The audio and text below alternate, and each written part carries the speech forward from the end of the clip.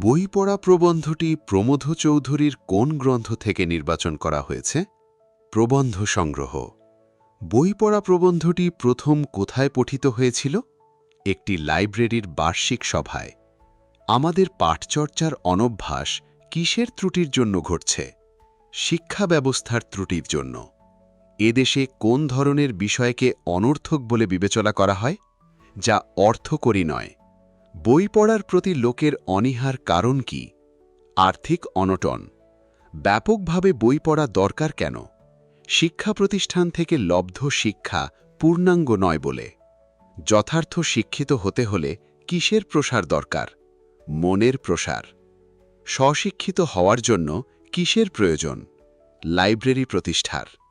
প্রগতিশীল জগতের সঙ্গে তাল মিলিয়ে চলার জন্য কি আবশ্যক? সাহিত্য চর্চা। বই পড়া প্রবন্ধে লেখক কি উপস্থাপন করেছেন? বই পড়ার গুরুত্ব ও তাৎপর্য। জাতির মানসিক বিকাশ ও সমৃদ্ধিতে কিসের বিকল্প নেই? বই পড়া, জ্ঞান ও সাহিত্য চর্চার। সুশিক্ষিত লোকমাত্রই স্বশিক্ষিত, উক্তিটি কোন প্রবন্ধে রয়েছে? বই পড়া।